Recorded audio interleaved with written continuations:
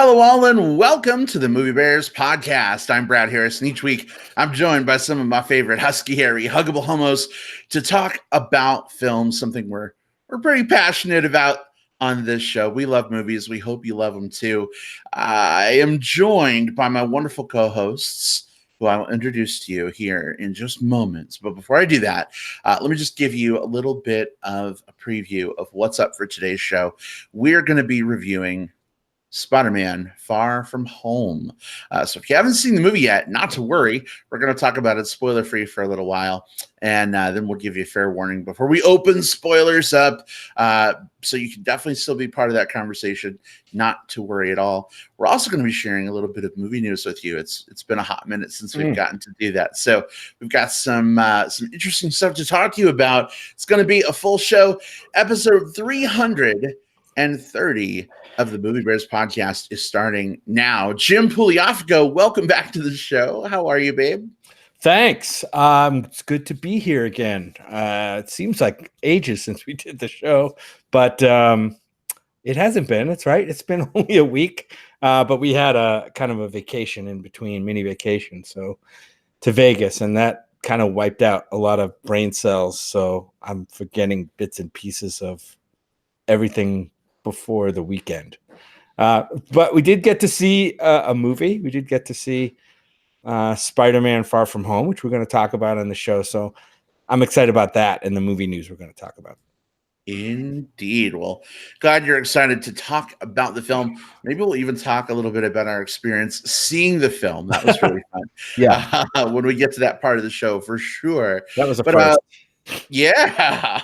Will Litness is here with us as well. Welcome, Will. How the heck are you? Hey, I'm doing great, my friendly neighborhood Spider Bears. I'm glad that we have all assembled here to talk about today's movie. Actually, I'm really excited to talk about this one because I have no idea where you guys came down on this. Sometimes you have an idea like, oh, I think I saw like Brad post like, oh, I liked this a lot, or Jim seemed a little sour on this trailer, but I literally have no idea where you guys are coming down on this one, and that excites me. Yeah, that excites me too. We were at Bigger Vegas this weekend, and we were kind of off our phones for a lot of the weekend. Didn't really post much at all. And Will, I don't think I even saw any comments about you seeing the movie either. So it's a complete surprise. It's a complete surprise on the Movie Bears podcast this week, and I'm totally okay with that. Want to give a quick shout out to some folks who are with us in the live chat. We've got Sam B here from Tucson, Arizona. Hey, Sam. We actually saw Spider-Man with Sam over the weekend. So, Sam, glad you're here. We've also got Sammy W from Denver here with us this week. Sammy W, we missed the crap out of you, my friend. Hope you're doing well. Welcome. Glad you're here. Steve Zosa's here. We saw Steve over the weekend in Vegas as well. We didn't see the movie with Steve, but we did see Steve. And glad to see you here. He says, you boys look very tan. Well, sitting out by the pool will maybe do that. I think I look more red than tan. I don't know. Maybe. I don't know. We'll see. Maybe it's just maybe you're wearing your spider mask. Maybe that's what it is. You know what it is? The red from my hat is bringing out the redness in my skin, I think is. And the sun maybe played the most minuscule, maybe some part in that. I don't know. A little bit. A little bit of sun. Steve gives a sad face, says no invite with regards to the movie. Steve, we kind of went as part of a wedding party. We went to a Star Wars themed wedding for friends of the show, Darren and Walt, and then we all ended up seeing the movie afterwards. So please don't be upset with us, but sometimes you just got to do what your grooms want to do. So at least we got to see you and make out with you. So there are some good things, right? Putting that right out there. I'm just saying there are things hopefully that maybe balance the scales a little bit. You never know. Anyway, glad to be hanging out in the live chat with some of you folks. Bobby Miller's here too. Welcome. If you're hanging out with us live right now, feel free to say hi in that live chat.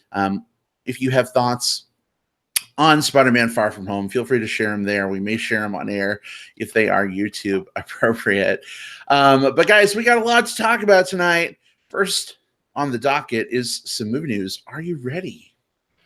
Yeah, it's been a while. We got some things going on in movie news that we can dig into.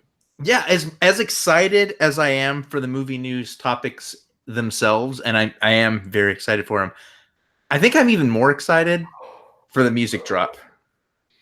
It's been a minute since we've had our dun, Dun, dun. I can't make a projector noise, but I tried. Yeah. Ryan Rivera just made it in. Ryan, hey, welcome. So good to see you back on the show with us. Glad to have you here. All right. Well, we kind of did the sound effect anyway. Jim, I don't know if you want to use that as an audio drop for the iTunes, Spotify version of the show or not. Do as you please. You're our editing wizard. But here we go. Some movie news.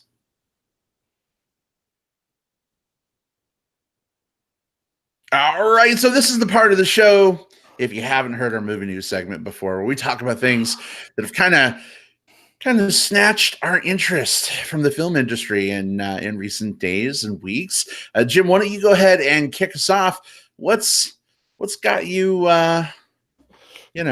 perking up this week in the world of movie news? Well, we know that Disney is kind of in the mode right now of remaking a lot of their movies with their classic and well-loved animated films into live action films in the last couple years or so. And as we've seen with the Dumbo, Aladdin, we've had several others, and we're going to get Lion King coming up pretty soon. And saw that a trailer dropped, not a full-length trailer, but a teaser trailer, about a minute and a half long, dropped for Mulan, the 1998 animated movie from Disney. And now we've got the live-action trailer that's out there. I don't know if anyone's seen this. I'm sure probably you guys. I know Brad's seen it because we watched it together. Will, I'm pretty sure you've probably seen it. Saw it, yeah. So here's a guy who never actually saw the first Mulan. So I need to figure out a way to go watch that. And I think it's one of Brad's favorite animated films, if I'm not mistaken. Am I correct, Brad? I love Mulan. Yes, absolutely. Right. So I'm gonna have to watch that one. But just going in cold and seeing the trailer, I'm kind of liking what I see. This is a female-led a film by story by the looks of it. I don't know much about the story, but I have been reading some reactions to this trailer, and they're all over the place. Some people are loving it, loving the looks of it, loving what I think is a more serious tone than the animated film. I've also seen some negative comments about where is this character Mushu, and I don't know who Mushu is, but I suspect it's some kind of dragon pet or something that we're gonna, that we got in the original movie. Also, there's some talk about maybe some of the pandering that may be going on behind the scenes at Disney with this movie, nationalistic pandering. I'm talking about for this movie, and I haven't really dived into the politics of it, and I kind of want to skirt around that and talk more about the trailer and the tone of the trailer versus the original, especially with folks like you who've seen the original, and I want to hear what you guys think about this trailer. That, to me, it kind of looks like, it sounds to me from the comments that is very much a departure from the original, as opposed to something like Aladdin, or that was kind of a beat for beat remake kind of the original animated movie. So a different path here, a different tact. Let's see if it's going to work. What did you guys think from what you saw in the trailer? Yeah, so me and these Disney live action remakes, every single one of them feels like it's just sort of like for me at least, like a retread that sort of takes something that we loved and just tries to repackage it for, more dollars. And it feels cynical to me, and it feels like I've yet to see one of these trailers that has really like excited me for the movie until holy fuck, this trailer, it is so damn good. Like, this is the first of these live action Disney movies that has me actually excited. And I think that's because they've done kind of what I've been wanting these live action remakes to do from the get-go. This is not a remake of the 1998 animated movie. This is them remaking The Legend of Hua Mulan, of course incorporating some of the elements from before, but they're actually digging a little more into the source material from some of the things that I've read. They're sort of undisneyfying a few things. They're adding like some wushu style elements to it, which is sort of like the, think like martial arts on, Chinese martial arts, like, people being catapulted along on wires and stuff like that. Crouching Tiger, Hidden Dragon stuff. Like, this is the first one of the movies that feels like it's doing its own thing, as opposed to just sort of like playing the hits. And I get that some people like the playing the hits, but for me personally, this is a step in the right direction. I was watching the trailer with my mouth on the floor. Like, this is what I wanted to see out of these for so long. So who knows? It's just a trailer. We could sit down and this comes out in March of next year. We could sit down next year and it be an absolute shit show. Who knows? But based on my initial reaction, I'm 100% in, and it feels weird and also good to say that. Yeah, I feel like I'm in the Twilight Zone, Will, hearing you say that you're in for a Disney live action remake. Yeah, right. I gotta be honest. I don't think I looked at the trailer as favorably, and Will, I think it's the reverse for me. I think the Disney remake fatigue is finally settling in for me, whereas it wasn't before. Like, early on, I was like, Beauty and the Beast remake, yes, give it to me. Cinderella remake, yes, give it to me. My God, 8th fucking movie. Oh, I don't know. So going into this trailer, we were actually in the airport on our way back from Vegas, and Jim was like, oh my gosh, new Mulan trailer. Did you see it yet?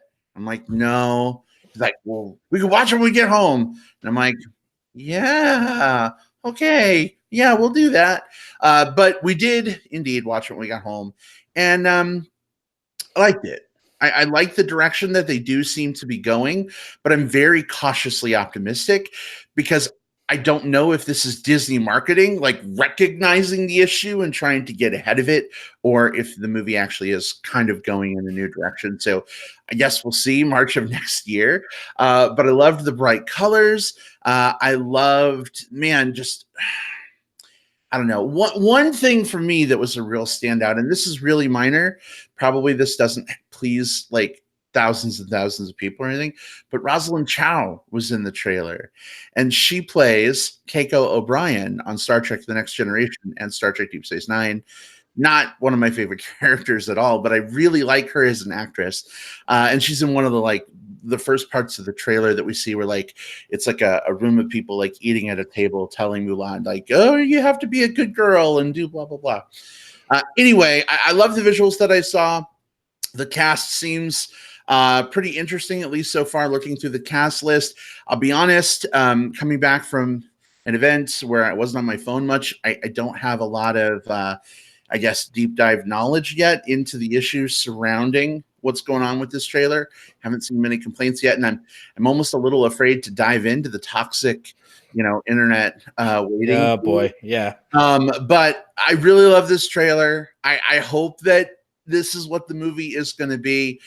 I guess it all comes down to hoping that this movie will be a reflection of what the trailer makes it out to be. Jim, for your reference, Reflections is a song from Mulan. Yes. That's where that comes from. Got it. Well, good segue, because I don't think we mentioned it yet, but at least from what we got in the trailer, there doesn't appear to be any music in this film. And of course, the previous, the original movie had several musical numbers, right, in it.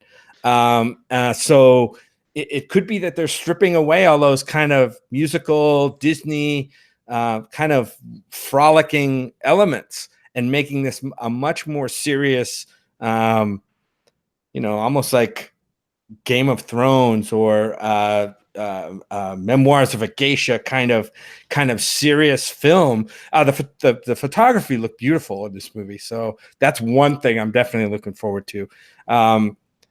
Not having the music, I think some fans are going to be of the original might be disappointed with that if they love the soundtrack for the original. But for me, that isn't a big deal because I haven't gotten into the soundtrack yet. So it's going to be really interesting to see how this movie does here in the U.S. And I guess someone was telling me, and I don't know if this is mild spoilers or major spoilers for the original. I We'll allow it. I guess in the trailer she's kind of tasked to go off and like marry somebody. Is that right? Is that what it is? Or like an arranged marriage? Yeah, like an arranged marriage. But I thought I read somewhere that she actually like changes her identity. Is that right? And then does something different. Is that true? Does she she cut her hair or something? And you know what? I'm gonna say it's this, Jim. What? In March of 2020, unless Brad sits you down to watch the animated feature first, we're gonna watch it. You'll find out because the actual answer to your question is basically revealing sort of the not a huge spoiler, but at the same time a huge spoiler because it's like it's the point of like one of the like what the movie is about. It's like what the movie is about. Yeah. So if you don't know, go in blind. Yeah, and in the comments, JP Wendell, one of our frequent chatters in our chat room, says from what he understands, this new Mulan is supposed to be more accurate to the original legend. Of course, I don't know the original legend any more than I know the original Disney movie. So I've got some research to do on both levels if I'm going to kind of, get the full impact of this movie, I think. But don't research it until you've watched the animated. Like, again, if you don't know, just experience that. Right. Yeah, maybe I know what we're watching with dinner tonight, babe. I don't know. Maybe if we can find it, it might be one that they in the vaults. I don't even know. We couldn't. It might be one they anywhere. It might be one of those ones they stuffed away. You never know. We may have to watch it. We may have to watch it in 6-minute YouTube video clips, like we did with Aladdin. Do you remember that? All right, I got some good news. Disney's Mulan is available on Netflix right now. So there you go. Sweet. And I'm so glad. We're going to have to capitalize on that, though, because, like, in all seriousness, all their shit is, like, being pulled this month or something. I was just reading about that. For their new Disney Plus, like, whatever thing. So, yeah, we got to get on that. And I'm so into the idea of them. Again, we don't know 100%, but it seems like they're not going to be using the songs. And I'm so into that because, look, the songs that I love for Mulan still exist in Mulan. I can go back and listen to those at any given time. We've seen it, again, for me personally, any of these times where they've tried to redo the songs for these remakes, you hear some good versions of them, but I've never heard a version of any of these songs that made me go like, holy shit, this is better than the original. They all, like, I think about Aladdin. There were some cool arrangements of some of the songs there, but they were wonky arrangements and they didn't sound as good as sort of like the clean original songs from the first one. And that's what I would worry about here. Like, trying to shoehorn those into more of like a Wushu style epic would already feel sort of weird, and then you'd have some music that probably just didn't sound as good as I remember it being anyway. So like, let's just leave that behind. Let's tell this story in a new way. That's what excites me. So Will, what you're saying is you don't want them to try and shoehorn the music into this film. I think you're right. I think you're absolutely right there. No shoehorning of music. No shoehorning. That's pretty good. I like it. Oh goodness. Hey, Steve Sosa in the chat says, where's the live action super dark version of Pocahontas? I'll check that out maybe. We know why Disney hasn't done that one yet, right? Think that's kind of obvious, but that would be a rough one. What's that line from Bonnie Tyler's Total Eclipse of the Heart, living in a powder keg and giving off sparks? Yeah, I see. Like, that becomes a very, look, if if people are going to get pissed off that Mushu the dragon isn't in, they're going to get pissed off that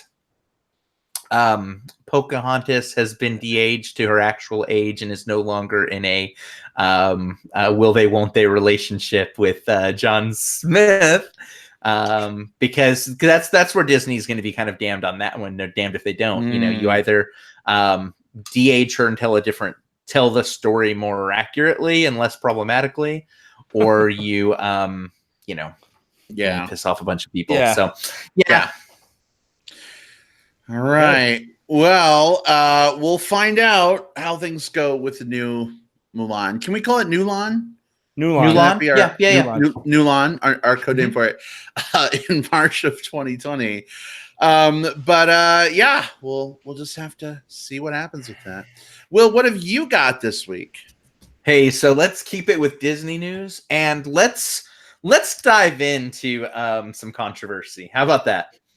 I think we can, I think we can find that controversy under the sea with the recent casting announcement for the upcoming Little Mermaid movie, which is further out than Mulan. Mulan comes out next March. From what I've been reading, the Little Mermaid doesn't even start production until next April. So this is a ways out, But the internet broke and is still broken. I'm actually getting kind of tired of seeing posts about it, with the announcement that Halle Bailey, not Halle Berry, Halle Bailey has been cast as Ariel in the Disney live-action remake of The Little Mermaid. Now, Halle Bailey is known for a couple of different things. She is part of a YouTube singing group called Chloe X Halle, and they do some absolutely gorgeous music.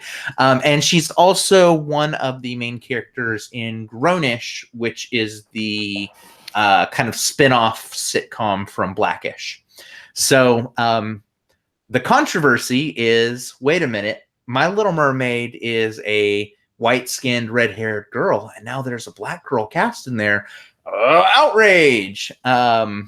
I'll share my thought in that I think that's a garbage take, and that I'm very excited for her casting in this thing. Her voice is absolutely gorgeous. I think that it's great that in these roles where we can do colorblind casting, which leads to more diversity, I think that they should lean into that and do that. And I think this is a perfect spot for it. It's not like a character like Mulan or Merida from Brave or Pocahontas, whose story is based on, their ethnicity and nationality. This is a character who is a fish person. And so you can cast her whichever way you want, as long as it's the right casting. So I am super excited about this casting. I will say I'm still hesitant about the whole Disney remake thing to begin with. Mulan gives me hope. I like this casting. I'm still not 100% in on the fact that this is even being made to begin with. But if you're going to, and of course Disney is going to, because ka-ching, this is the type of casting that I want to see. And who do we get in drag to play Ursula? That's what I want to know. I want to see what's his name? Titus from Unbreakable Kimmy Schmidt. He has a demo reel out of him basically singing the song, kind of like a few people like him and Lizzo have been sort of like putting out feelers on the internet to be like, hey, check out me singing as Ursula. Maybe you should cast me as Ursula. But wait a second. Hold on. Stop. Wait a minute. I thought in the last conversation we were having about Mulan, we were happy that songs weren't being shoehorned into these remakes. Are we now saying that we do want this music shoehorned in so that we can have a YouTube TV whatever phenomenon singing Poor Unfortunate Souls? I guess she's one of the few characters whose singing is sort of her thing, though, right? Like when you think about Belle, like the fact that she sings isn't part of her character. She's a heroic bookworm. When you think about the characters from The Lion King, what do? They fight lions and eat bugs. Oh, and they happen to sing some songs. But part of the Little Mermaid story is about her voice, and then her voice being stolen, and so all of that. So of the different characters in the different Disney things, I think she has the biggest claim to having some songs. So And again, it's one of those, like, if they're gonna do it anyway, you might as well cast a great singer who has a kind of some young energy to bring to the role to do something a little different with it. Yeah, we have a comment. Hamstracked in our chat says, "Is the Ariel controversy really a thing? I've seen a lot of people talking about the racist complaining, but I've yet to see anyone actually complain about it." So, well, I haven't dived into it. Dived, is that the right word? I guess dove into it very deeply. So, Will, is the backlash a real thing, or is it just people complaining about the anticipated backlash? It's very much a thing. I think it's nice that there's somewhat places where, I have a cultivated social media presence. All of us do. And so we get to live in bubbles sometimes where we're mostly surrounded by like-minded thinkers. And I love that to death. But if you go on Twitter, and increasingly I'm thinking you should never go on Twitter, but if you go on Twitter, there is a lot of really shitty stuff out there. Like there's a long set of posts that's been unfortunately been shared over and over again, where some people have made some, like, it's not even scientifically accurate, but they try to use science to prove that people that live at the bottom of the ocean wouldn't have melanin in their skin, therefore it shouldn't be a black actress because ultimately racism. And there's a lot of stuff like that. And then there's a lot of posts where it gets a little more borderline racist, but it's still there, where people are making these bold claims of, like, look, I was a little red-haired girl and I looked up to Ariel, and now Disney is taking this away from me. Never mind the fact that, like, a young black girl is now going to be able to experience the same thing that those people experienced when they were young. But no, it's like Disney is taking this away from me. They're taking away my redheaded model. They're taking away redheaded legacy. The person I looked up to. Yeah, it's unfortunately out there. It sucks, but it's out there. It is out there, and it does kind of suck. I mean, we'll see. I mean, this movie, we're talking about one little piece of a movie that isn't even really in production yet. We don't know what the tone of the movie is going to be. I'm with you, Will. I am generally on the side of do not make these live action. We don't need these live action movies except for Disney to make more money. But yeah, I can't think of a case yet where Disney has made one of these live action movies that's taken it that has actually improved on the original. I can't think of a case in terms of artistically. I'm talking about not box office or popularity or anything, but that's just me. I may be in the wrong. There may be somebody out there who's completely opposite, who says, "Hey, I'm loving all these live action movies. They're way better than those old fashioned cartoon movies." And that could very well be the case. But as far as the casting of Ariel, hey, if it's going to be musical and she does a really good performance with the voice, I say put the right person in that role that's going to do that job and charm us. That's what she's supposed to do, right? This girl, this character in the movie is supposed to charm us in the movie. And if she can pull what? Okay, but like, I think that's a little dubious though too, because like, what if this was live action Princess and the Frog and a white actress were cast in the role? Instead, like, would that fly the same way? I don't know that. Yeah, I think that would be a problem, and I think, and there's a reason for that. Like, historically, we have a lot of roles that go specifically towards white actors, including very historically in Hollywood, a lot of like ethnic roles have gone towards white actors in blackface or an Asian face or in things along those lines. And so reversing a few of those casting decisions and making them go from white to a person of color it helps to prop up a group of people who haven't had quite as much limelight attention, haven't had the leading roles and the opportunities for it, in a way that if you went the other, it would actually be more like punching down than punching up. if that makes sense. And I'm not saying like that's what should happen. I'm just saying, I think, you know, just from the standpoint of your point, Jim, I agree. I really think that like the person, you know what I mean, that like is really great should be in the role, da da da da. But I think there's are more concerns happening in the background with like the socio-political stuff that influences some of these as well. So I think at the end of the day, though, it's a bummer that something as cool as a Little Mermaid live action remake is unfortunately getting as much controversy as it is over this. I think we should be, you know, if you want Disney remakes to happen, first of all, we should be happy it's happening. You know, the other stuff is ancillary to that. And I'm really interested to see what route they go with this film, regardless of who is playing in the roles, regardless of if Patrick Stewart is going to be Sebastian, the, you know, crab, as Reddit really wants to happen, apparently. You know, I want to see what direction they go. Will they have other music in it? Will it just be a couple songs? Is it just her, you know, singing with the thingamabob in her hand and combing her hair, and that's the extent of the music? Or are we getting all of the numbers, including my favorite, Kiss the Girl? We'll see. I don't know, but I'm interested to find out. I just thought of something, and you reminded me with the Kiss the Girl and with the Sebastian mention. I haven't seen a lot of people. I'm sure there's some memes about this that I've just missed or whatever. But the people who think that she can't be black, do they not realize like her best friend is a Jamaican crab? Like, right? Like I like it.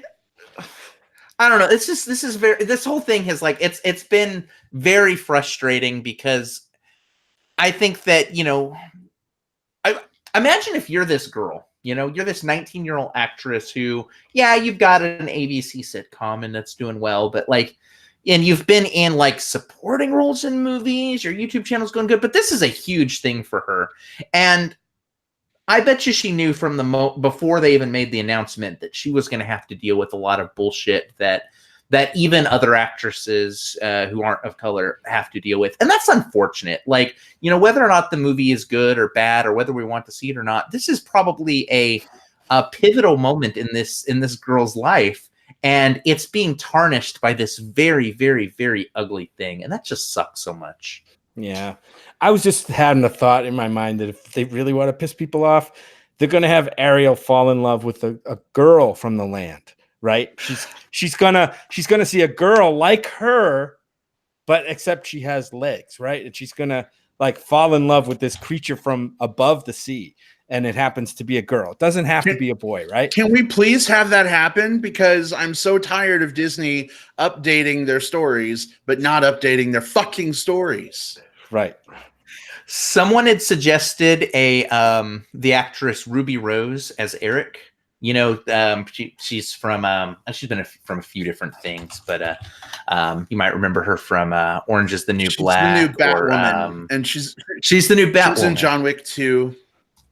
Yes, she does kind of look like an androgynous Eric in a good way. So like I would 100% be down for that. It'd be like Ruby Rose on the deck of the ship, like wearing a hoodie, smoking a cigarette, like all tatted up, and Ariel's like combing her hair on the rock, and she's like, "Oh my God."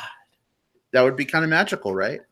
And why not? Because what have we gotten in terms of gay representation in Disney movies, aside from like foppish villains who, you know, you code villains as gay, unfortunately, or at least effeminate sometimes, right? Or like that used to be a huge like coding in kind of like old Hollywood, and it bled into a lot of things. You know, your villain had these eccentric, foppish, gay, effeminate mannerisms, and that was coded as other and evil and stuff like that. So Disney has to make up for some of that instead of giving us like, what's the best we've gotten so far?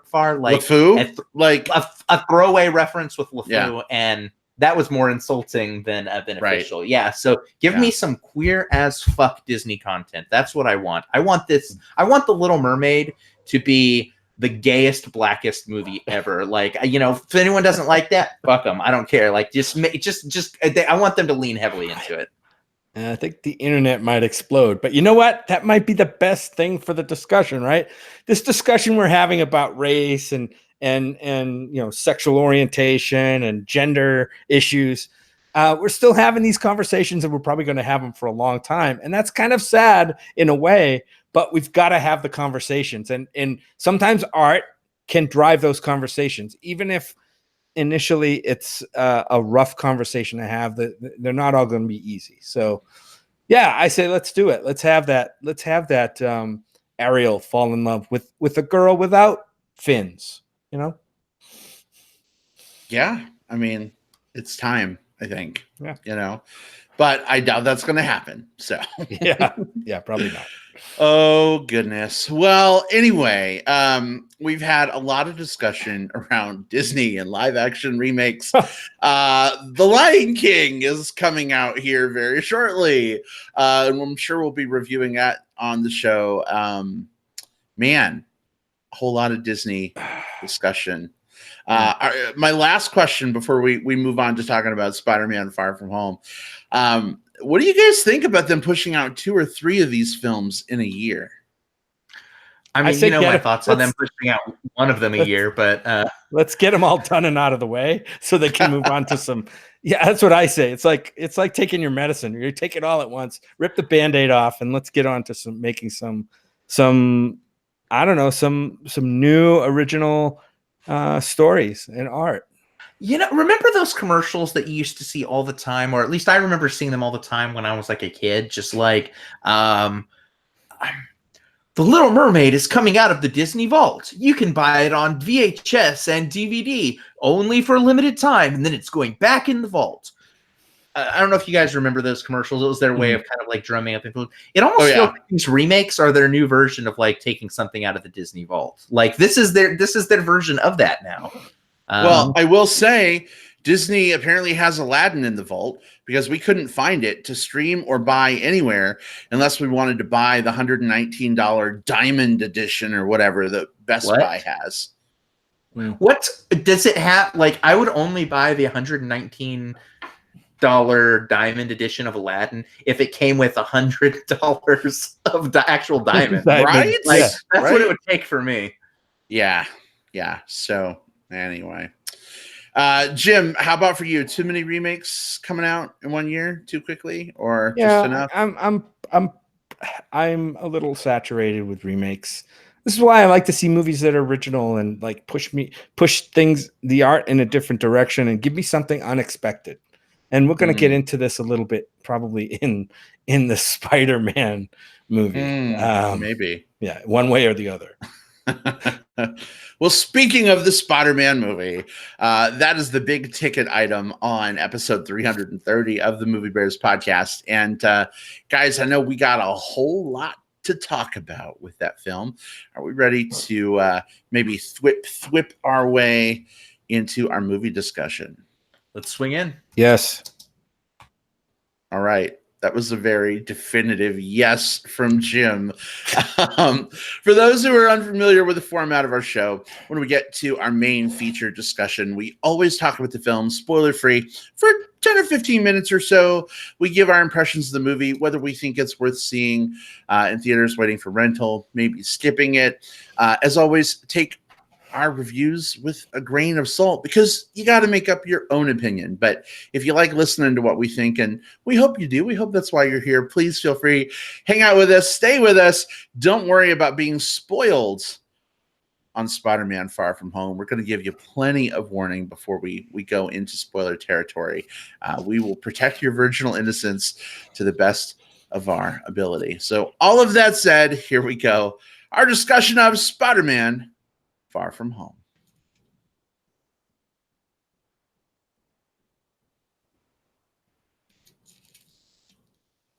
All right. So, Will, you are our resident Marvel / superhero expert on the Movie Bears podcast, which is probably why you've guested on the Comic Book Bears podcast several times. Feels only fitting that you kick off our movie discussion this week. Tell us a little bit about Spider-Man Far From Home, and is this worth seeing in theaters, waiting for rental, or skipping entirely? Absolutely. So Spider-Man Far From Home is the 23rd Marvel Cinematic Universe movie. Not the 23rd Marvel movie. There's a bunch made by other companies, but this is the 23rd in that main line of stories that are all interconnected. This is monumental because it is the last film of this phase of Marvel movies. This is sort of like the epilogue to the story that we got to see in Avengers Endgame. So with that in mind, all of those major events, and I feel like we're going to have to slightly spoil Avengers Endgame. Well, we're going to have to very much spoil Avengers Endgame in talking about this movie, unfortunately. But based on the events that happened in that movie, Spider-Man is going through a lot. He's trying to figure out what his place in the world is, what his place in the superhero community is, and whether or not he is up to all of this responsibility that's been on his plate. Very fortunately, he has an opportunity to take a step back away from that and unwind as he and some of his classmates go on a European vacation. However, while he's there, a set of, and this is all stuff from the trailer, so I feel okay saying this, a set of giant elemental monsters start attacking different European cities, and Spider-Man finds that he needs to team up with a new superhero on the scene, a guy named Mysterio, to help stop this threat. This is a very interesting movie for me because it had to carry a lot of different things at once, because it's very much its own thing while also very much being indebted to the story that came before it. And I think for the most part, it balances that fairly well. I will say the first part of the movie felt, I wasn't 100% sure where it was going. I had some ideas as to some of the things it was going to do, but I wasn't 100% sure kind of tonally where it was going. And the first part of the movie feels like a neat little teen comedy, whatever, but it didn't feel like it was doing anything necessarily different. But then it gets to some parts, and then it does. We'll talk about what those things are in a minute, but I ended up very much liking this film. I don't think it's one of the strongest of the MCU films. I think the fact that it doesn't have to, that it's sort of like a period instead of the giant exclamation mark that was Avengers Endgame, I feel is both a benefit and sort of a mark against it. But whatever. I enjoyed the characters. I think Tom Holland is a great Peter Parker. I love Zendaya as MJ in this.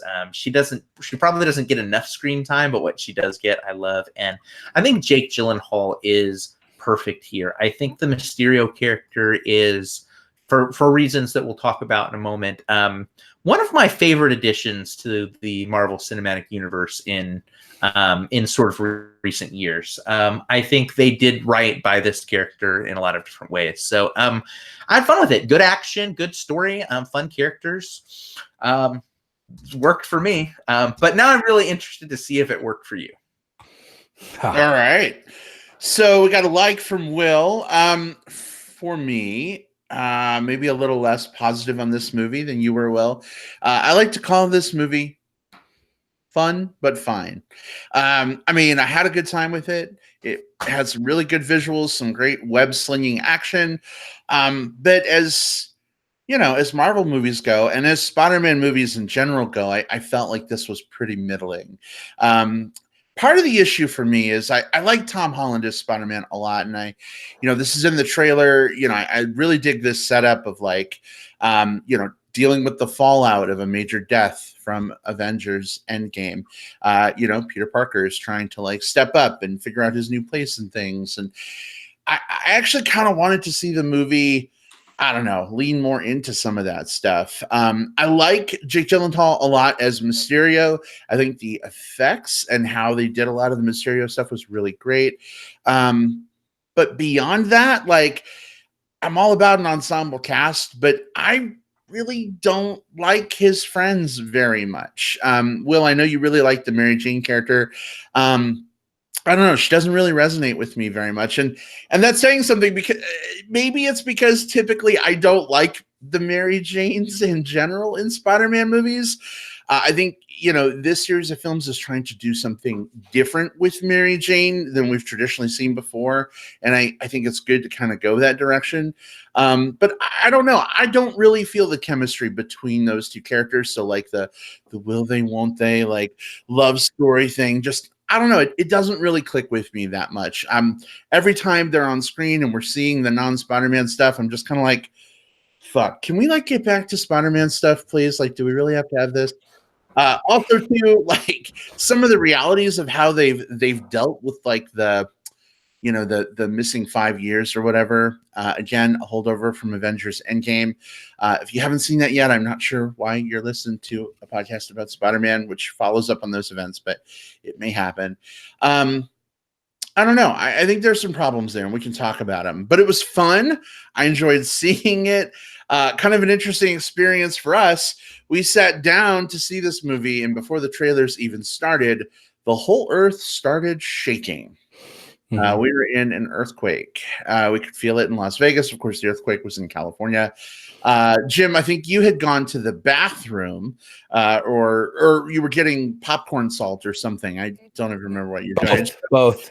You were gone, and I was worried that like shit was falling on your head out there, and you were gonna die. And, but like we're all sitting there, and everything is just like swaying like crazy. And at first, I'm like, well, we're seeing it in this new like Sony sound projected thing. It's the only theater in the US with this system. Is this how it works? Is this like part of its thing?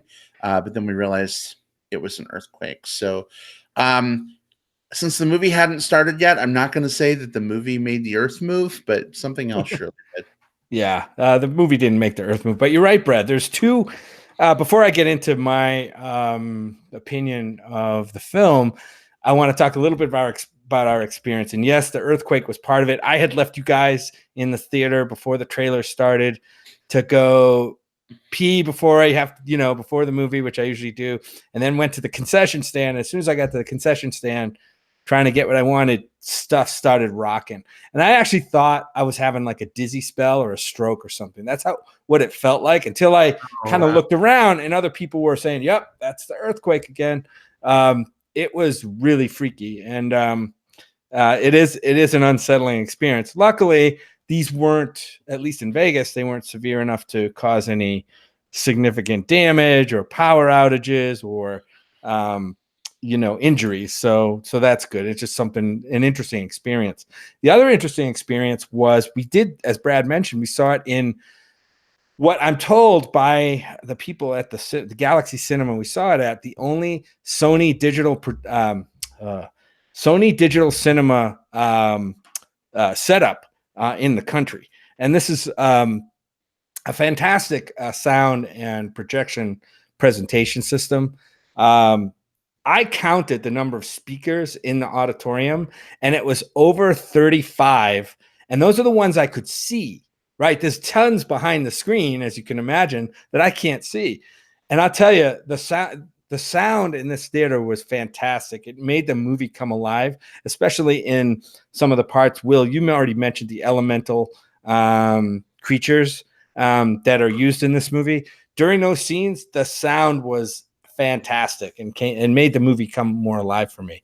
Oh wow! Yeah, it was great. So those two things made the experience great. I just wish the movie for me was better. It's a fine movie. It's a fine Spider-Man superhero movie. I liked the first half. I would say the first third.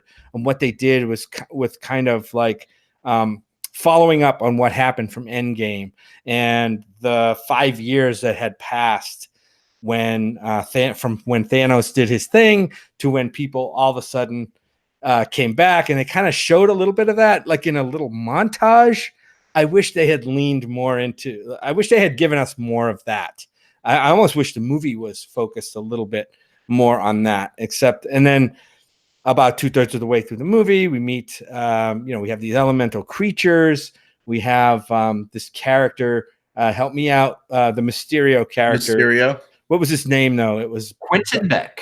Beck, right? Quentin Beck, played by Jake Gyllenhaal, which I like Jake Gyllenhaal. He does a fine job here as a character. But I sometimes feel that these characters, I don't know, they box the characters are I don't know. The character was just kind of flat for me. Didn't I don't think was a great use of such an actor. You know what I mean? Gyllenhaal characters, the Gyllenhaal actor. So yeah, I mean, and again, maybe these movies aren't really made for me. I think it's fine though. I think fans are probably going to like it. Some Spider-Man-y things happen. A villain from the get. Well, we'll get into spoilers because I want to talk about what supposedly is a twist, but could see coming from a mile away. It's almost like the movie set it up that way. I would say for me, I would say fans are going to rush out and see this anyway, and that's fine. I think they'll be happy. But for me, I don't think it really tripped my trigger. I don't think there was anything that was much different in this movie except for the way they explored the 5-year gap at the beginning.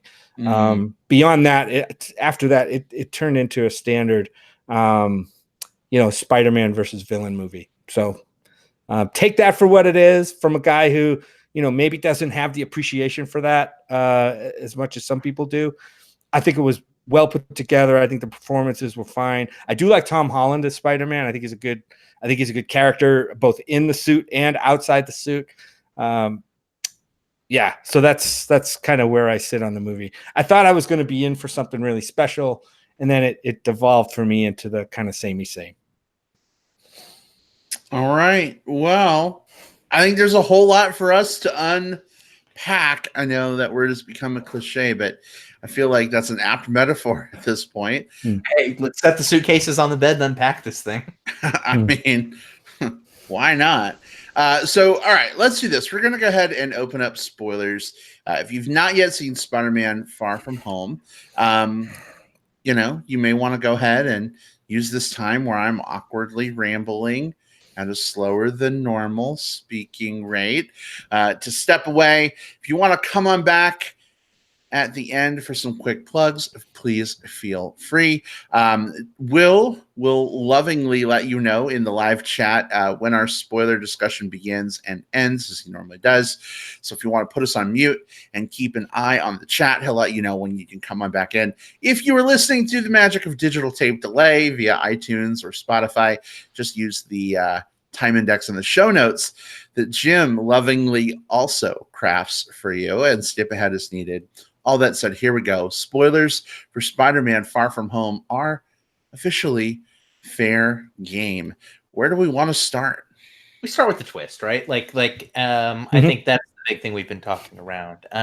So this character, Mysterio, he's one of Spider-Man's classic villains. And so when you watch the trailer and you see him in this purely heroic role, you start thinking like, are they doing something different, or is the twist going to be that he's a villain? So I don't think they tried to make it too big of a twisty twist, because it's not like they were making like Captain America a villain, or like, someone who's historically a hero. The twist was the villain was a villain. But what I like so much about this is that it's a villain, and I feel the same way about what they did with Michael Keaton's Vulture. This was a character who was both a well fleshed out character whose motivations are based on all of the fallout from the heroic stuff that's happening around them. You remember in the last movie, the Vulture was picking parts from all of the Chitauri stuff from the Avengers one, and this Mysterio isn't just one man. He's a group of people who are pissed off that Tony Stark wronged them, and that he squirreled away technology, and that he sort of like made himself a hero sort of on the backs of other people. And so they wanted to create a new hero that they all got to contribute to. I liked that we have Mysterio is essentially a dude in a mocap suit, like a motion capture suit, with a script writer and with a visual effects guy and with an action coordinator. Like, he essentially has like a full visual effects crew from like an actual blockbuster, all sitting in his corner. And that was neat to me, because it's one of the first times where we've seen a villain who was more of a collective than just one dude, even though the one dude sort of like took the limelight and sort of ran away with it. So, yeah, I would watch more and more Mysterio if I could. I think I was stumbling around this in the pre-spoiler section, but if we're talking about sort of like my top 5 favorite Marvel villains, I would 100% put Jake Gyllenhaal's Mysterio in that list based on what I saw here. Well, you can't watch him anymore because we know what happens at the end now, right? I mean, but yeah. Well, it's a superhero movie. I guess anything can happen, right? They can be killed. They can come back. It's an illusion. I guess that's what I was saying. Maybe he could have been a fake one that was planted by the real one. You never know. I mean, they can come up with all kinds of ways around it. You mentioned his crew, right? So like, it's entirely plausible. He had a double. He had some kind of double or something, that was going on. A stunt double.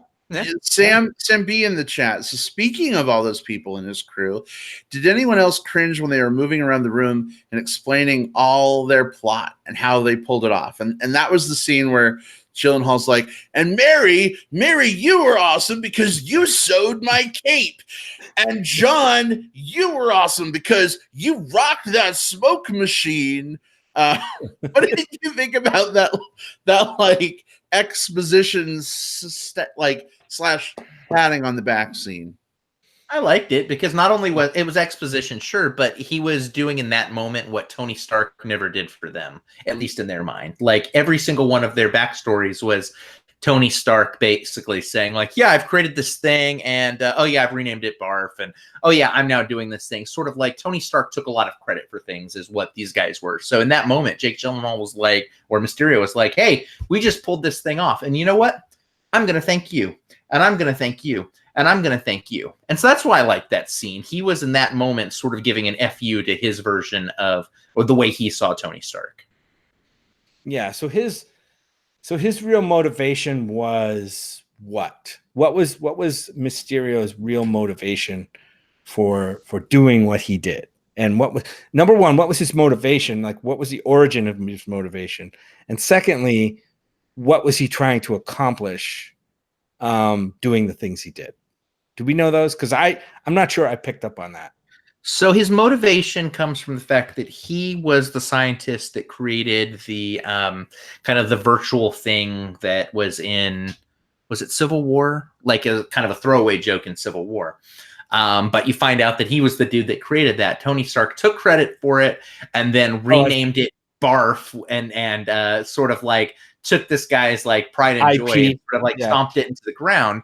And you find out that, at least again, from these people's perspective, Tony Stark had a history of sort of like going out there and being sort of the Steve Jobs of the world while kind of stepping on the backs of the people that were most supporting him. And so that was their motivation. They were basically saying, look, we never got this recognition. We never got this stuff.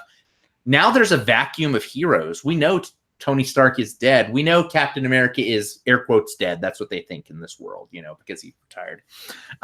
Now's our chance to step up into that limelight by being the superhero. But wait a minute, none of us have superpowers. We don't need superpowers because what we have is our collective ingenuity to where we can make a superhero.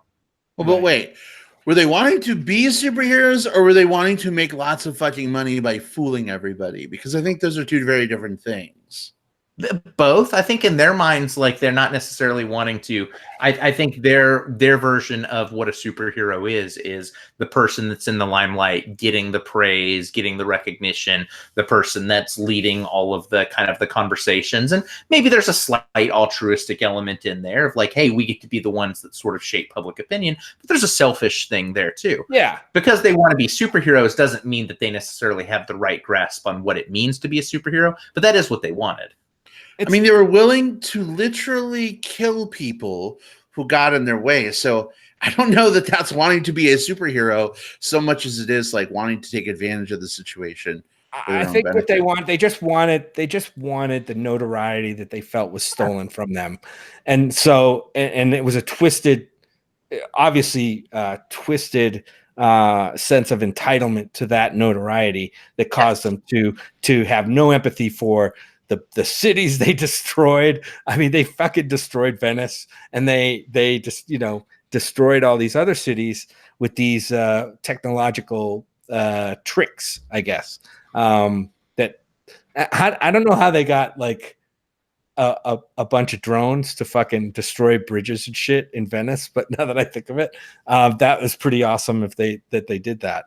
But yeah, they just wanted the notoriety, and he paid the price at the end. That was it. They didn't see Tony Stark's like her like multiple times in these movies. We've seen her Tony Stark like sacrifice his life, and one time it actually took. But going back to the first Avengers movie, the Iron Man movies, this is a guy who was constantly putting himself in the line of fire to protect the world, even when he knew that he was sacrificing this great relationship and his child and all of these different things to do it. They didn't see that. What they saw was the Steve Jobs version of Tony Stark, who would go out there and be like, hey, look at me, I'm fucking Iron Man, I'm out in the limelight and everybody loves me and everyone's throwing money at me. That's what they wanted. They wanted that. They wanted the trappings. I guess what they wanted was the trappings of a superhero. They didn't want to be super heroic, but they wanted to have so that's different. Yeah, that's what they're going for. It's like it's like when you sometimes you think about something like, man, I want to be like a rock star, I want to be an actor. And when you think about that, you probably think about the dude on stage or the dude at the fucking parties, like just hanging out with models, or the person at the premieres. What you're not seeing is like the person that's putting in all of the work, like playing at the clubs and like playing for like it cost me $50 in gas to get to a show where I made $30. Like that's not the version of the rock star that we fantasize about. They're fantasizing about the version of a superhero that is all fame and all notoriety and none of the sacrifice. Yeah. And I think that's why, I mean, from the very first scene where Mysterio appears, when he's taking out one of the elemental creatures, the Earth one, I think that was the first one we saw in Mexico, I think. I'm trying to remember where it was. They mentioned wind. A tornado with a face. It was the wind one, the air one. Yeah. I mean, for the first time, he, introduces himself and says, get out of here. I don't know. I got the sense that this is going to be the villain, right? That this is it was almost too transparent, and maybe the movie was designed that way. I don't know. I think it was pretty transparent that this guy was didn't know that he was setting up these things, but I had the sense that there was something going on with his character, that he was going to end up being like the villain of the story, and he wasn't the nice guy that he appeared to be. Well, it's interesting, Jim, just real quick to dovetail on that, because, I don't know. I think a lot of folks, I haven't read a ton of Spider-Man comics, but I was a big fan of the Spider-Man animated series from the 90s. I've watched every animated Spider-Man series that's come out since then. So, like, I know that Mysterio is a bad fucking dude. So, like, when we saw the trailer for this movie, I'm like, oh, Mysterio. Yeah, obviously he's the villain of this movie. So my situation is actually even a little bit of a reverse, because I'm like, I know he's the bad guy. Criminy, do we have to sit through like all of this? Like, oh, he's a good guy, he's going to help us out. Like, that's obviously not going to be the case. Can we just get to the big bad evil guy fight, please? So one of the things that I liked about this movie was how, so this is the first movie where we get to see Peter's Peter Tingle, his spider sense. And it plays for a joke, and it plays for like a cool action sequence. But I think there's something a little more weighty here, in that this is a Spider-Man who's different than what we've seen in the comics and in the other movies and the animated series, because usually he's this like wisecracking, sarcastic dude. And this version of Spider-Man came into the story with sort of like a mentor, which is something that a lot of the other versions of Spider-Man haven't had. This Spider-Man had Tony Stark. And so we have a version of Spider-Man who has deferred his instinct, has just deferred his spider sense, has deferred his Peter Tingle out of like deference to like, Tony Stark, please tell me what I'm supposed to do. Please tell me the hero I'm supposed to be. I liked seeing an arc where this is a character who has not had to trust his instincts until it backfires really hard on him. I think one of the characters even later on says, wait, you gave it to him? That was dumb. We all saw that coming from a mile away. And I think it being in the audience and seeing that coming too isn't necessarily a detracting point for me either, because I think that there's a part of me that's just like, man, I wish Peter had had like seen through all of this. But I think that wasn't this was Peter's lesson to learn. You know, this was his version of kind of growing up and learning. I need to trust myself instead of putting all of my faith in Tony Stark or in Quentin Beck or in whoever it is. And we get to see that play out like through the end of this movie. We get to see him use his spider sense to sort of do that blind fighting thing through the illusion, which I thought was, from an effects perspective, really neat looking, as he sort of was like weaving both through the bridge, and then you would see kind of what was happening both in and out of the illusion stuff. I really loved the illusion stuff in this movie. Like whenever he was under the thrall of that, I thought that was really well done. But I loved seeing this Spider-Man had a growth arc, and now I'm really excited to see where he is now, because he is the most complete version of this character that we've seen in this set of movies, and I want to see what he does next. Yeah. What do you think of I don't know what is next actually for Spider-Man, but what do you think of let's jump ahead to of course there's a couple of post-credit, there's a mid-credit scene and there's a post-credit scene stinger in this movie. The mid-credits one seems to be the most substantial, right? In that we remind me what we got there, please. The mid-credit? Yeah, so mid-credit scene, he lands and we find out that Quentin Beck has one last surprise for Peter. Right. And that is through news reports. And I understand that the news reporter is a recurring character in the Spider-Man stuff, played by why is his name? J.K. Simmons. Yeah, J.K. Simmons. And he's JJ, right? J. Jonah Jameson. Right. And so there's a clip of Mysterio before his death where he basically outs Peter as Spider-Man to the public. So that's a pretty substantial thing in there. What did you think of that stinger scene? I liked the scene. I don't know that I liked the plot part of the scene, but I liked seeing J.K. Simmons doing J. Jonah Jameson, and it made a connection for me to another thing that happened in the film that was kind of a fun Easter egg. So I'm wearing my Spider-Man PS4 game hat for the show, for those of you who can't see. And one of the really cool things in the game is that as you're swinging around, you can take spider selfies. Yeah. So at one point, like he's swinging around and he's got his phone out right on his way to Mary Jane. And you see him take a picture doing the like peace sign thing that's very prevalent from that. And so it's like, oh, cool, like a little, shout out to the game. But then as he's swinging around, to have J. Jonah Jameson like come up on a screen and broadcasting through sound system across the city, like talking about Spider-Man, that's another thing that they do very prevalently in the game. And I don't know if that was a purposeful callback to that at all, because I really haven't seen that same thing happen like in the other animated series, at least not that I remember. I don't know, Will, in the comics, do they have JJ like broadcasting all across the city like that?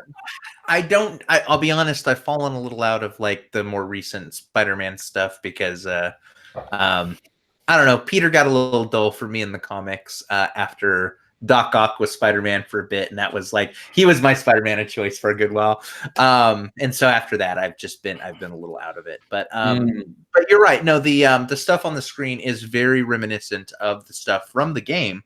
And also, I mean, J.K. Simmons was, I would argue that he was the absolute best casting decision from the Sam Raimi films. Agreed.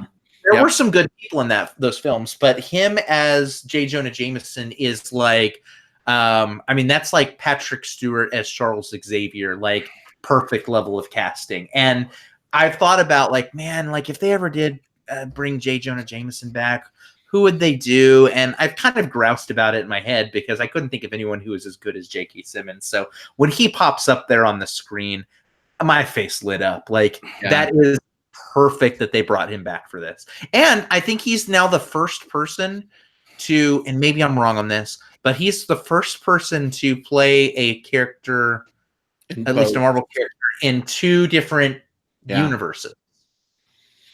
Yep, I think so too. And a lot of people love him as Jameson. Just looking at the chat, Spider Hamstracked says Simmons is back. I might actually watch this now.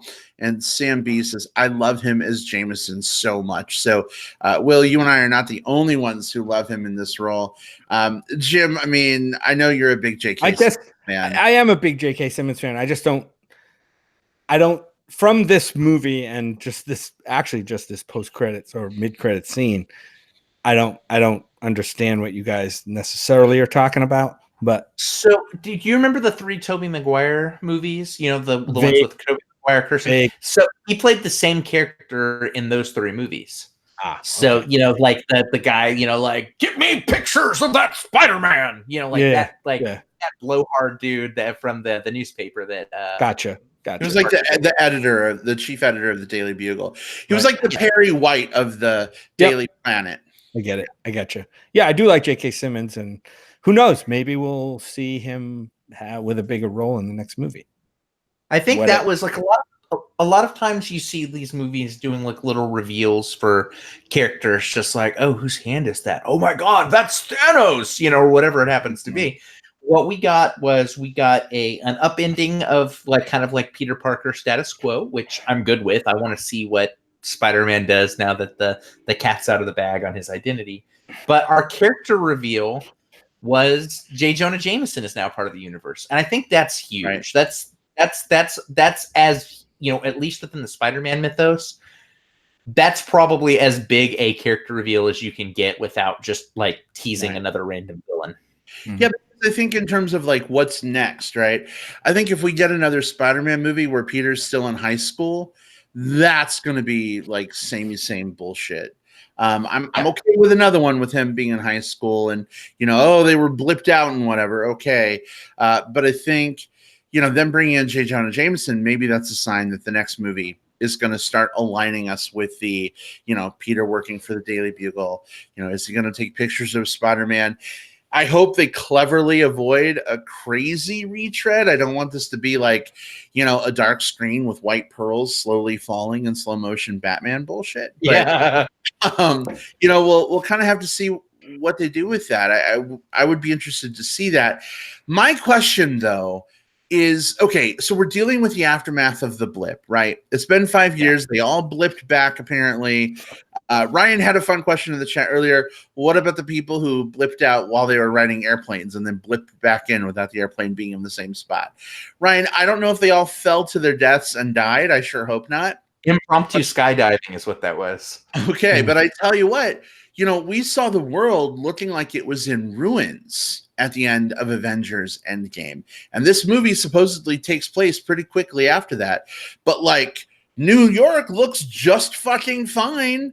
Venice looks just fucking fine. So, like, how did they clean everything up within the span of a couple months? Yeah, I don't know. I don't know. You're right. I mean, that could be a movie in itself. Like I said, that could be a movie in itself. Like, how wouldn't it be cool if the MCU did like a mockumentary about the blip and like how it, you know, when it happened and like the stuff leading up to it, and then, you know, what happened to the world while they were gone, and then the reappearance, and maybe like these kind of mock interviews with people about like what it was like to be without people for 5 years. There's a spot where Peter Parker is like on the plane, like looking through the in-flight movies. And several of those were like, there was like a film called The Snap. There was a documentary on Tony Stark. Like it looked like there were a bunch of documentaries and stuff like that you could watch about different things. And I kept thinking like, God, I kind of want to, you know, could those be like MCU, like movies 24 through 26? I would watch the fuck out of those. Like that. I think, I do think like, yeah, I mean, a good mockumentary is a style that they haven't done yet, and that would be really fun to see them. Yeah, that would be cool to see. The one thing I wasn't too keen on was how the movie kind of pulled the rug out from under the audience with its last stinger at the end of trailers. Right. So we find out that, oh no, that's not Fury and what's her name that we've been watching in this whole movie. That's a couple of Skrull agents. It's a couple of Skrull agents that are disguised as Fury, and he's like, he just sent them on a mission or something from space. I don't know. It's just kind of weird. Like, I guess some fans maybe would like that. I just, that seems like a kind of a cheap like thing to pull on your, if you're into the movie and then you find out, oh, that wasn't really Fury anyway. So I think it's a setup in a way for why the events of this film even got to happen, right? Because like it's not the real characters. And so when Mysterio shows up and he's like, "Hey everybody, I'm from another Earth, a parallel universe. These monsters destroyed my planet. I'm here to save yours."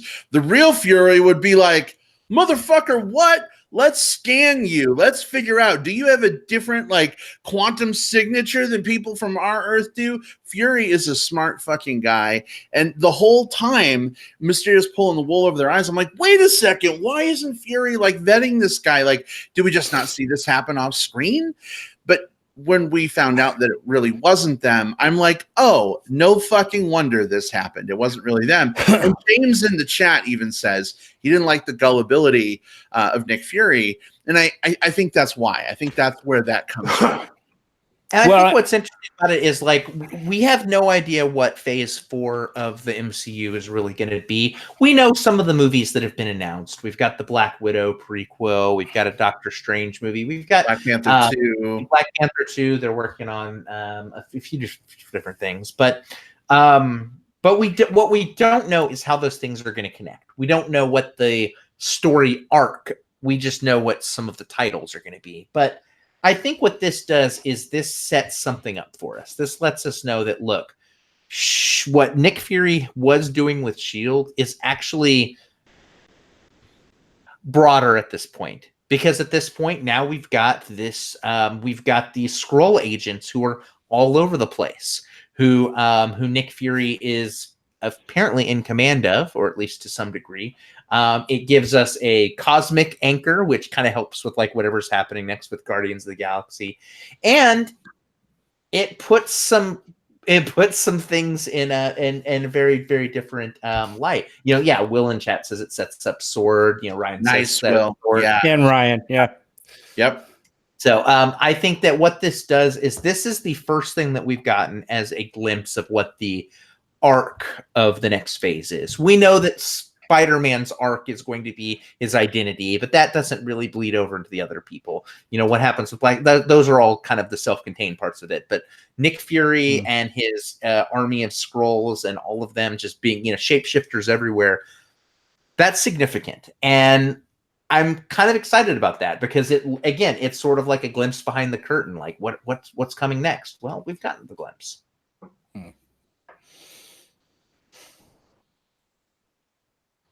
Well, we'll have to see what happens. Obviously, there's a lot, right, that's still yet to come with all of these Marvel movies.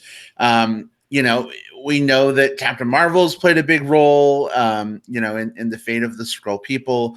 20 years after Captain Marvel, what's going on with the Skrulls? Like, what is their role in, Sword and what Nick Fury is doing? I'm sure Phase 4 is going to bring some of these things more into focus. There will be no shortage of more Marvel superhero movies coming. So I know all will be revealed in time. It's going to be interesting to see how these movies do post Endgame. Because it did feel like a huge build up to that kind of, ultimate Avengers kind of ending. And to see how they're going to try to rebuild momentum. It's possible that this movie kind of benefited a little bit from, the momentum of Endgame. Endgame also had a re-release, so that could have played into it a little bit. So it'll be interesting to see what some of these like standalone movies do. We've got Guardians 3 coming up, which is probably the only one that I've got my eye on that I think I want to see. But it's just going to be interesting to see how they perform over time without the momentum of the Avengers in place. Yeah. One I'm most excited about is actually the the Black Widow prequel, because one, Scarlet, Black Widow is a cool character, but the other lead that's been cast in it is Florence Pugh, who is the she's the lead in Midsummer, which is out right now, and she's also in Fighting with My Family, and I adore her as an actress. So I'm more so than anything else, like I'm really excited to see her in more roles and in front of my eyes as much as possible. So that's I just wonder if the Black Widow prequel is a setup for her return, right? Because I don't think the character's really dead. I think she's coming back. So there's a way they could do that, and we saw it in the end of this movie. Okay, explain. So I mean, this is theory, right? It's theory, and like I can poke holes in it. I'm not even convinced that this is right or not. I'm more of the mind that maybe it isn't. But like I think that you could make the case for like, oh, cool, you've got a set of shapeshifters who have infiltrated our society. Yes, we think it's a fairly recent thing because Captain Marvel came out as movie 21. But movie 21 actually came out before any of these movies, except for Captain America, the First Avenger, chronologically. So for all we know, there's been some Skrull agents who are on the Avengers right now, or who are in different parts. For all we know, Hawkeye could have been a Skrull this whole time, or Black Widow could have been a Skrull this whole time. We don't know, and so that is an easy escape hatch for them to use for those things. I think not with Tony Stark, because we saw his body just kind of sit there still and not morph back into like Skrull form after he died. So I think that one's pretty much a safe death. But so I gotta ask, does that excite you, that the possibility of like characters coming back because they were Skrulls all the time, or does that like cheapen it a little bit for you? I hate it. Like I know in comic books, like that's the thing. Like nobody's ever dead. Jean Grey's come back to life like 25 fucking times. Like I think though in a movie universe though, that does become super, super cheap. I actually hate that happens. Like if you're gonna pull on my heartstrings and kill a character off in a movie, cool, like that's awesome, I appreciate that. But then if you then bring that character back 2 or 3 movies later or something, not cool, Spider Bro, not cool. I think you kind of get, I think with when you have a franchise that's 20, like, so this is more akin to like serialization than it is to individual films, and because of that, I'm of the mind that like you kind of get one, you get one. You can do one like Death Reversal, like in a soap. These are essentially like action soap operas in serialized format. You get one. Now, do I want that to be the case? Nah, I'd rather them save it for something really, really good. Like, if they save it for something good, I think something with Gamora, since there's like a storyline happening there, I think is what I would prefer them to use their, the one on. Yeah, possibly. Yeah, I would prefer this to be, what I would prefer the Black Widow movie to be is, I'm very much looking forward to Phase 4 potentially as a passing of the torch style phase, and what I anticipate seeing is much more along the lines of like your Black Panther, Spider-Man, Captain Marvel, Doctor Strange being like your core like Avenger characters, and I would like to see like the Black Widow prequel be not like a Death Reversal thing or whatever. I don't think that's what it's going to be, honestly. As much as I floated the theory, I think what it's going to be is it's going to be setting up that Florence Pugh character. There's another Black Widow who is sort of like a sometimes rival, sometimes ally of the Natasha character in the comics, and she's a blonde-haired version who went to the same like a training thing as her.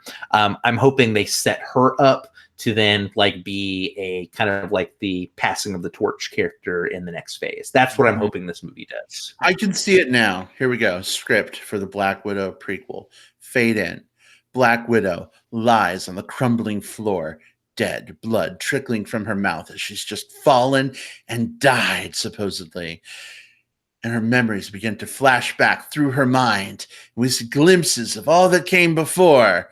And after we see her origin story, Red Skull shows up and lets us know that this has all been a test of her character to see if she's worthy to return and champion herself for Earth once again. And of course, she passes the test and returns. I think that's what's going to happen. Yeah, it's interesting. Your guess, both of your scenarios are equally as probable to happen, I think. Well, we'll see what happens. We have many more Marvel movies coming. So, Black Widow will be one of them, and we'll see where it goes from there.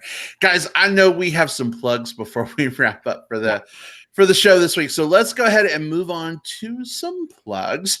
I want to talk about something real quick that we had an opportunity to be on hand for during Bigger Vegas this last weekend.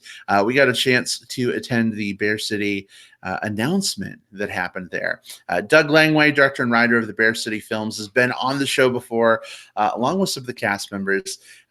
Doug was on hand along with some of said cast members to announce what's coming next from the Bear City franchise. Bear City 3 seemed like it was the last movie, but Doug let us know there is a new project in the works. There might be a couple characters that kind of transition over, but they're introducing something that is kind of a neat undertaking, I think. Basically, there's a new series of films coming, and Doug wants to partner with the Bear community to have the community involved in writing them. Basically, the way it works is if you go to bearcity.com/live, you can submit your own ideas for films to the Bear City crew. And basically what Doug will do, they're doing this thing called Bear City Live, where they like pick stories that are submitted. These can be personal stories that have happened to you that you might want to see played out on film to some of the characters. They can be things that you make up, whatever it is, on Bear City Live, which is going to be like an episodic thing where they look at the ideas and talk about them. Your story could be chosen. And if it is, you get a writing credit if it's used in that next Bear City film. So if that's something that seems really interesting to you, if you want to be part of the Bear City universe, so to speak, get your ideas on screen, definitely head over to bearcity.com/live. Just sign up, submit your ideas that way.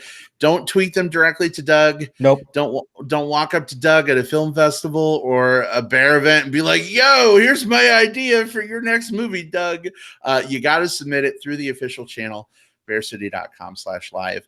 And maybe you'll get that writing credit. But it was awesome to see Doug again and catch up with him and Joe and Jay and Greg and all those awesome guys from Bear City. It was a fun experience to see them announce this new project. So if you've liked those movies, if you want to support what they're doing, head on over to bearcity.com/live. Yeah, they these stories can be from a wide range of ideas.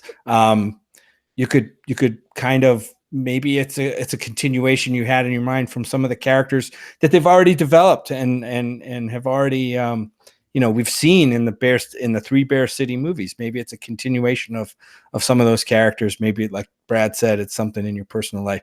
It's a cool idea. I can't wait to see it come together. And I'm not sure I'll have anything to submit, but who knows what could pop into the mind. And I know there's some talented, and I think the creators of Bear City, Doug, and the rest of the producers know that there's some talented people in our community that can come up with some cool stuff. So looking forward to that one. And they'll give you prompts too. So if you're worried, like, oh my God, I have no idea what to even do, they might, give a prompt like 2 men in a bedroom with a leg-shaped lamp or something, and you can like write around that, as a starter. So yeah, that could be a fun way to get involved. So very good. All right. Well, Jim, what have you got this week for plugs? I haven't been able to watch much because of the event we were at, but I did mail away for a screener to a documentary called General Magic. And this is a documentary about a company called General Magic. It was a Silicon Valley startup that spun out of Apple in 1980, right after the Mac became a huge sensation. And these were like hand-picked talents from the creative minds that kind of went into the Mac, software, hardware, whatever, and they were created with the idea to create the first handheld personal communicator, or what ended up being the smartphone. And it's amazing what they had back in the early 90s for ideas, and they were limited by the technology at the time. Of course, the internet was barely just starting at the time, and hardware wasn't as evolved as it is now. But they had the ideas. Unfortunately, General Magic didn't make it. General Magic kind of was a little ahead of their time, and they had some really, really talented people. And it's such a bizarre thing to watch these people in this documentary, because they have footage from those days of them explaining this device that they're making. Remember, this is before smartphones.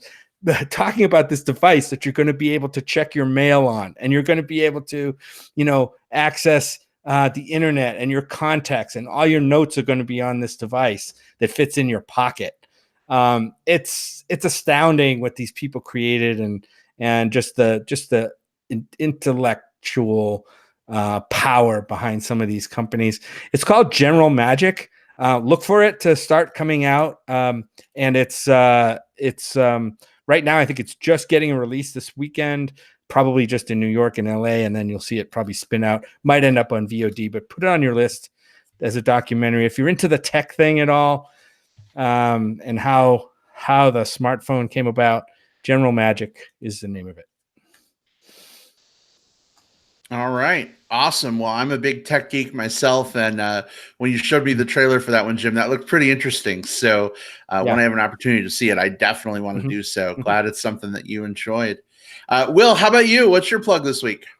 So mine's kind of a weird one. So I've started this like LGBTQ film viewing project where every week I track down a film that I've either not seen or haven't seen in a long time, or that I felt like I needed to re-examine. But the only guideline is it's got to have like a major LGBTQ theme. And so one that's been sitting on my list, and I've been kind of worried about, man, do I really want to watch this? It kind of felt like homework whenever I looked at the picture, was this movie from 1931. Which is why it felt like homework, like it is sometimes classic films. Called it's a German film called Madchen in Uniform, and it's about this group of girls who are at this all-girl boarding school, and in Prussia, and they all have this like kind of romantic infatuation, like a schoolgirl crush on their female teacher, and I ended up, and I found this on YouTube because it's not on the streaming platforms. I always try to give to the streaming platforms when I can, support films with money, but it wasn't there. So I tracked it down on YouTube, and I ended up really liking this movie. Like, it didn't feel like homework once I started watching it. All of the girls felt so alive to me and so energetic and just so full of passion. Like, I totally get how we experience those, a lot of times queer questioning youth experience those crushes and those infatuations growing up. Like, oh, I really like my gym teacher, or, oh, my science teacher is so dreamy, or whatever, but you don't really speak or engage with those because you can't. This is also super fascinating because this movie was directed by a woman who is sort of suspected to be a lesbian, but it's not confirmed. The writer was a lesbian. The entire cast, it's a completely female cast, which all of these things were like kind of unheard of in 1931. But this film became super popular amongst like the underground, like lesbian bars. Eleanor Roosevelt loved the film and brought it over to the States, had it play. And unfortunately, this we all know what happens kind of next in history, right? Several of these cast members were actually Jewish as well, and so a lot of the cast members didn't survive World War II and the Holocaust and all of that stuff. But the film did, because it became very popular in Japan, in the United States, a few other countries, Romania, and so these copies of this film existed, and it still exists today. So a wonderful little film about infatuation, sexuality, and sort of like anti-authority with anti-authority themes, which I think some of those things sort of interlace with one another. Yeah, for a film that felt like homework going into it, I ended up loving this movie. So it's called Mad Chin in Uniform. You can find it on YouTube, and if you're interested in kind of the history of LGBTQ cinema, this is definitely one I would recommend.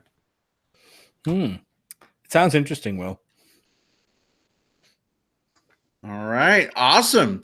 Well, glad you got a chance to catch up with a film that's 80 plus years old, or whatever the math works out to be, and it was something that you really resonated and jived with. That's excellent. Older than me. That's good. To be fair, you're not that old. Come on.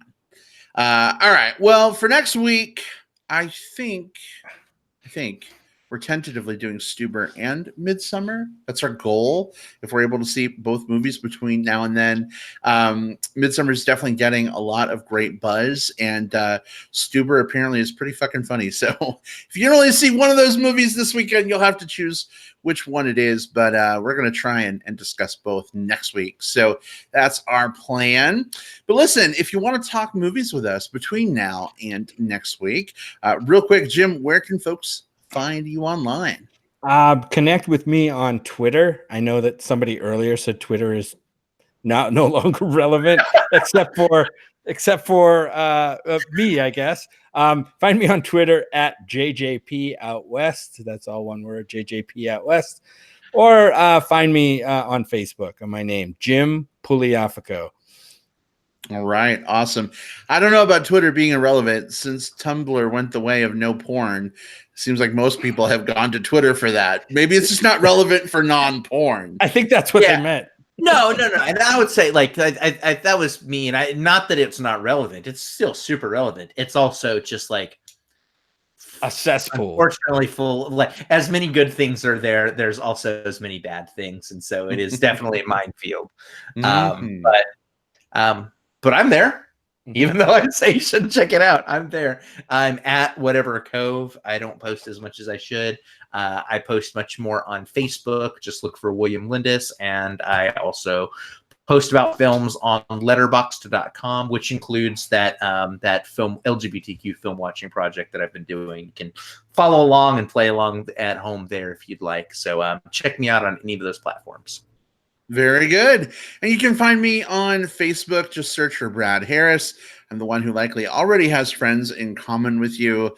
You can also find me on Twitter at iBradPro. People have also been finding us and talking about movies on Growler, which isn't normally the platform that I would think of movie discussions. But depends on the kind of movies you're talking about.